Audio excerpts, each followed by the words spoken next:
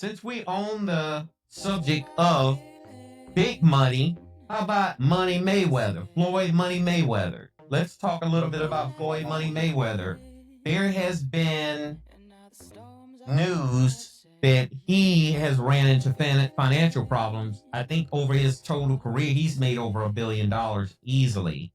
The one good thing about Money Mayweather is he was one of the smartest boxers inside of the ring and outside of the ring because he promoted his own fights. In other words, he didn't need a Don King or a Dan Duva or any of those guys, or Bob Arum, to promote his fights for him. He was able to manage and get those fights set up so he didn't have to pay any promoters to do it. There has been rumors, and I've read on different media outlets.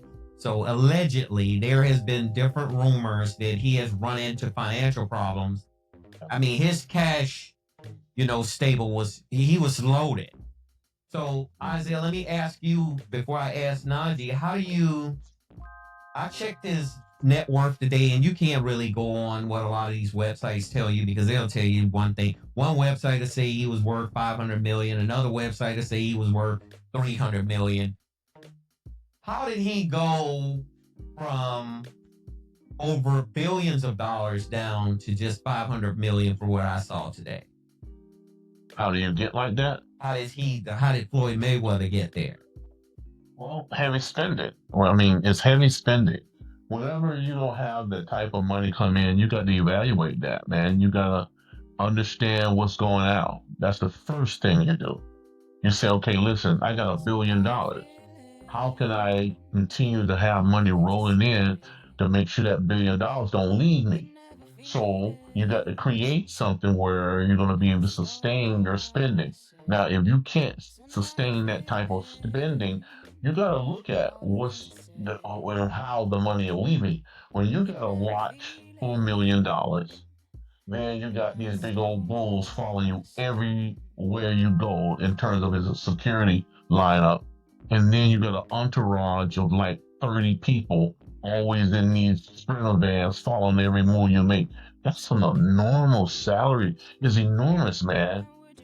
Every day you go to the club, you go out to dinner with these guys, you go out Private jets, maintenance for this private jets, right? all of that stuff, man. It's all over the place. Yep.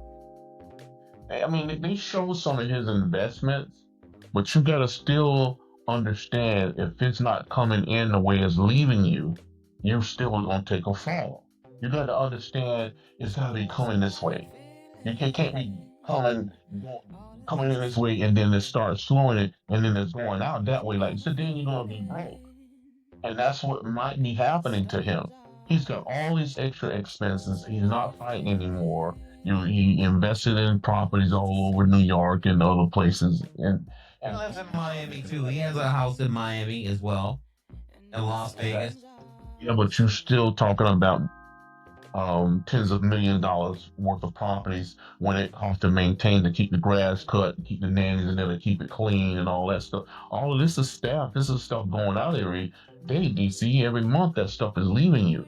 Because if you get a $20 million house, you're gonna have like 5 or 6 people cleaning this thing, cutting the grass, cleaning the inside, making sure everything's done, and then and that's where I said that you need help. You need a cell phone to make sure you're cutting these checks, but you also need help. You need help. You don't need nobody signing no checks from you. That means you can't be lazy. You got to start overseeing everything that's going out. That means you got to restrain from going on all these lavish vacations and sit down and make sure you see where your money is going. Because if you got somebody overseeing it and having the power of attorney, when you got that much assets, they're gonna start stealing all your cash because it's easier. And the way he like to have money sitting on the table,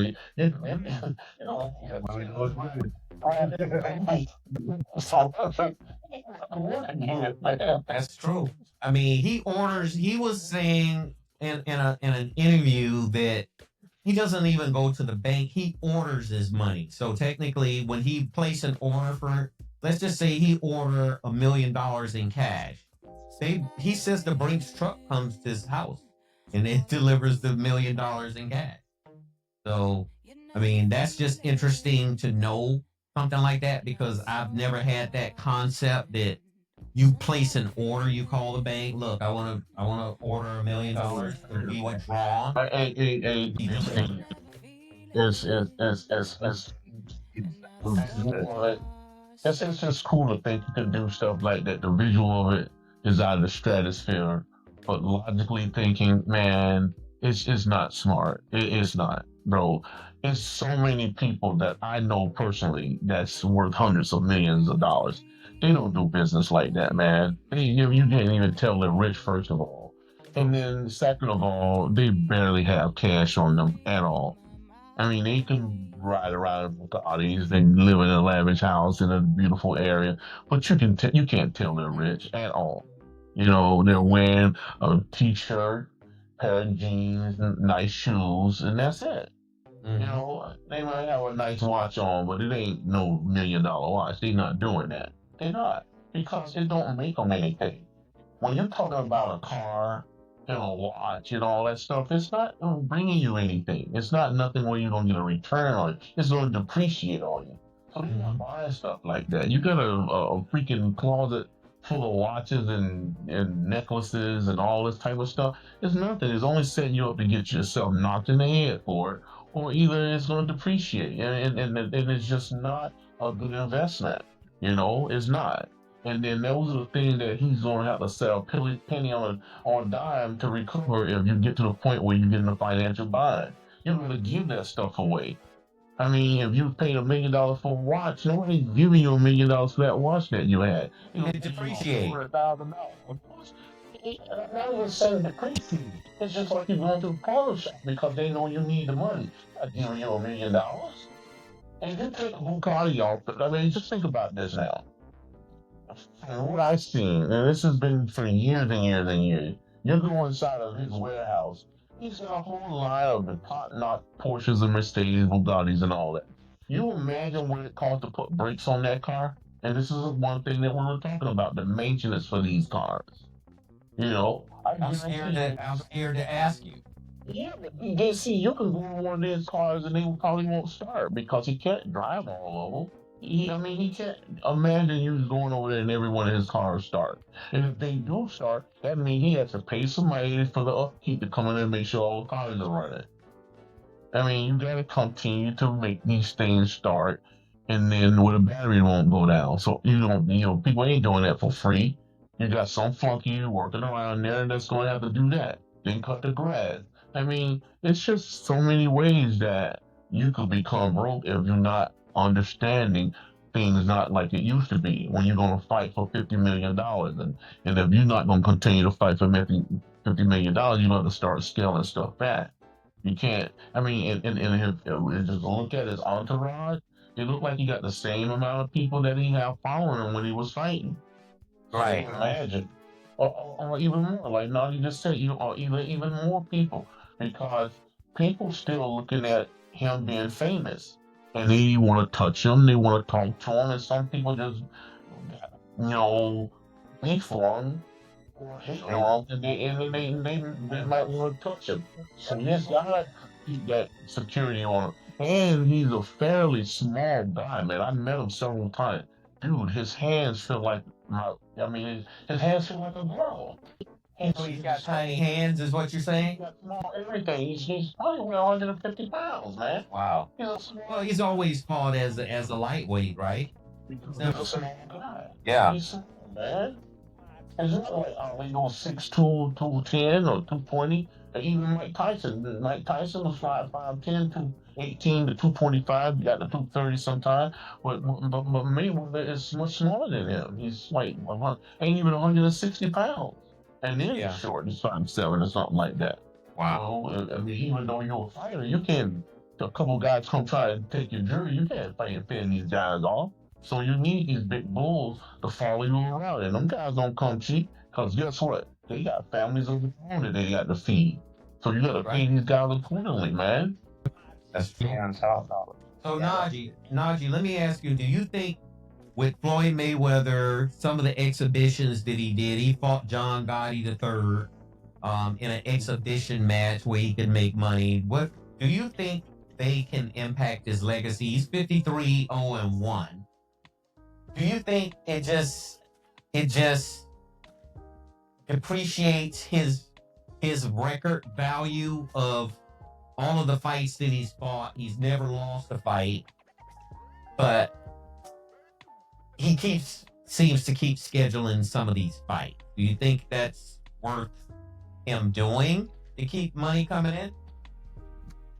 Yeah, he's not only so that's just relevant, he needs something to give him a quick cash that he needs because I know stop following him on Facebook and on Instagram. Like he's always out under money. So he's not doing it just to show you can. So I don't care what you're doing. You spend that crazy type of money every day, and that's excluding all the stuff I just said when it comes to. Now you're getting, I really mentioned taxes. So you got taxes, you got all the taxes, salaries, you got maintenance, you got bills, because you still got to pay your bills on everything. I'm sure you got more than one house.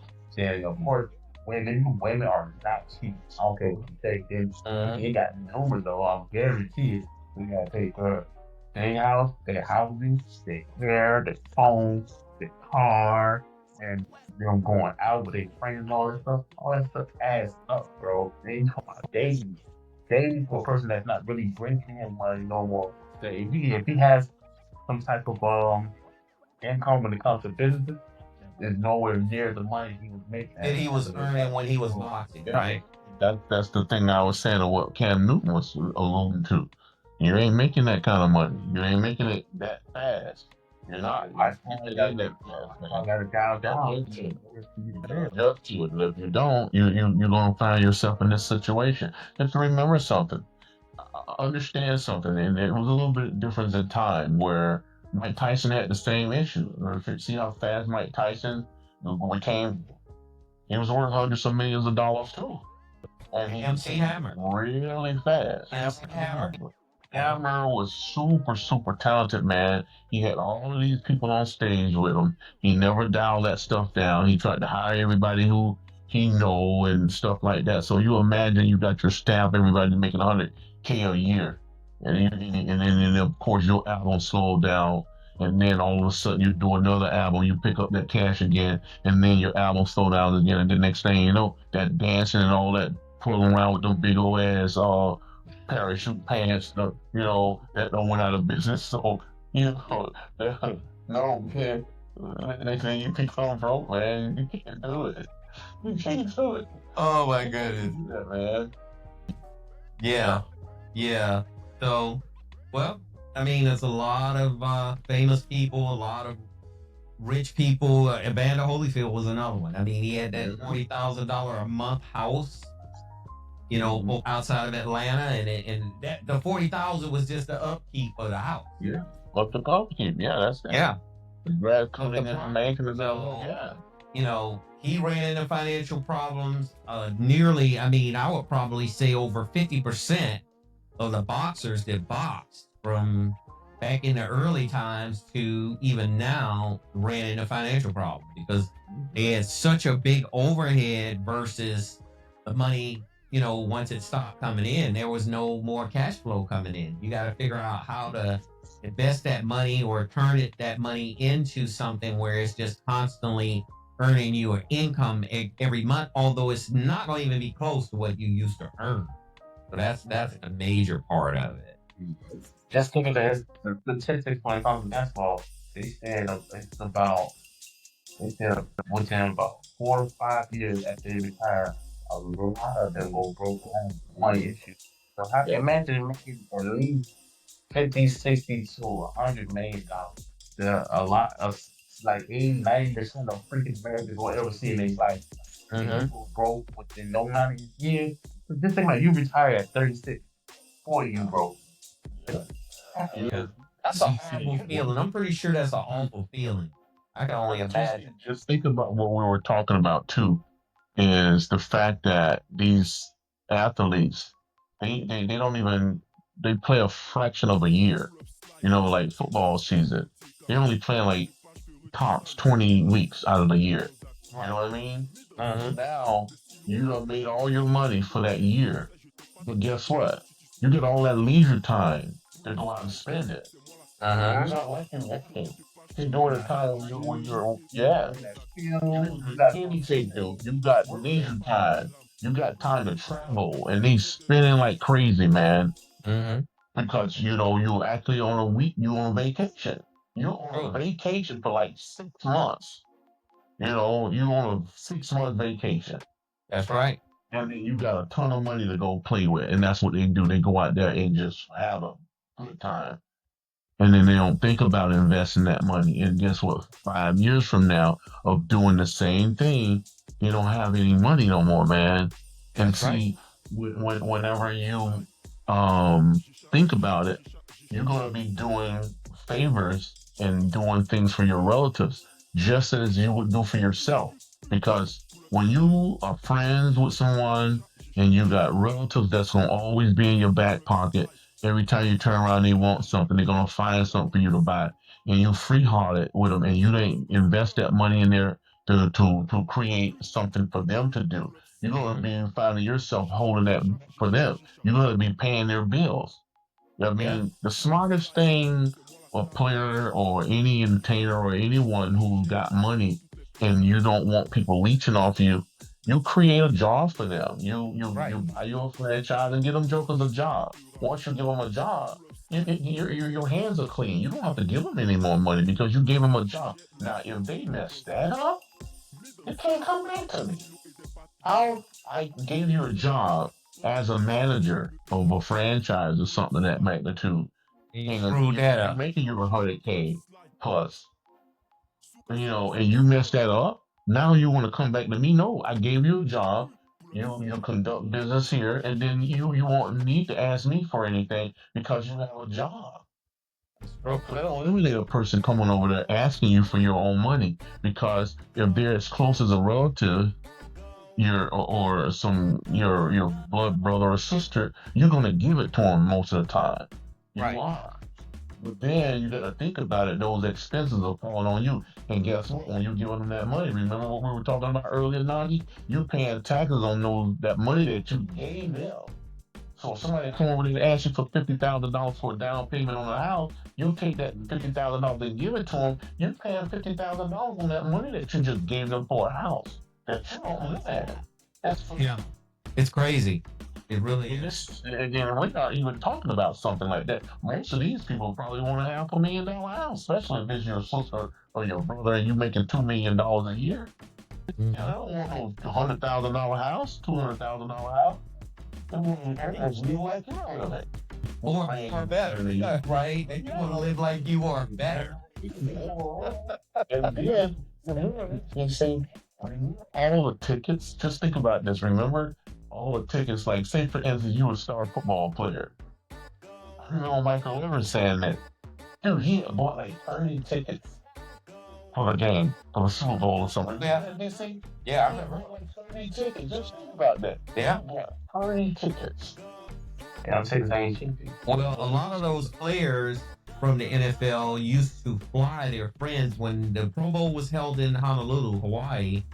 They would fly their boys over there with them in first class.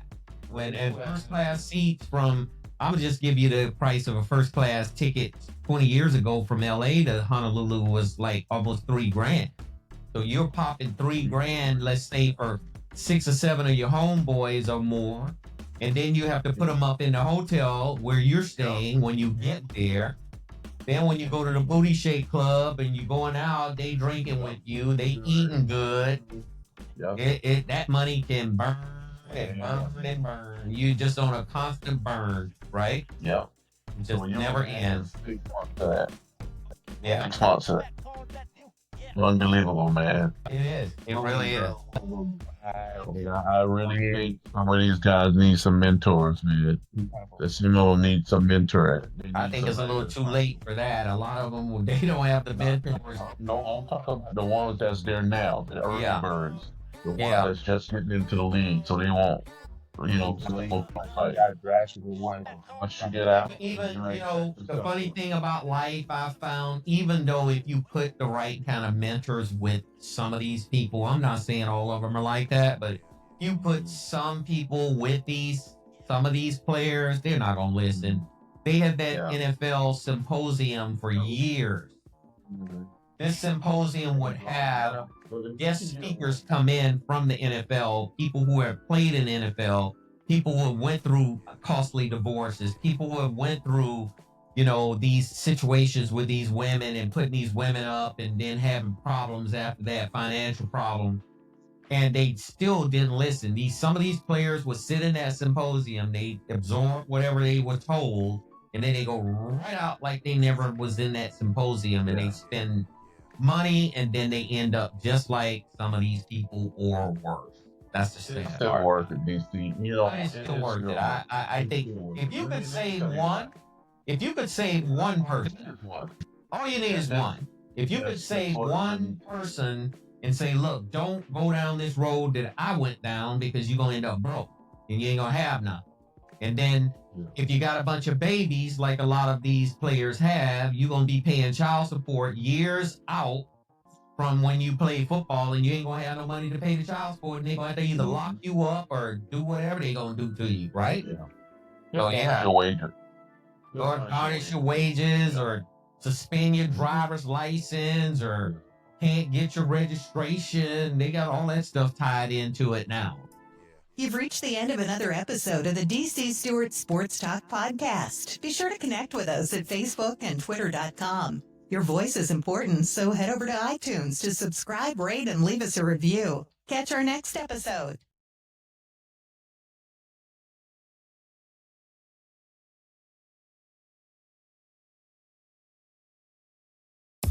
You've reached the end of another episode of the DC Stewart Sports Talk podcast. Be sure to connect with us at Facebook and Twitter.com. Your voice is important, so head over to iTunes to subscribe, rate, and leave us a review. Catch our next episode.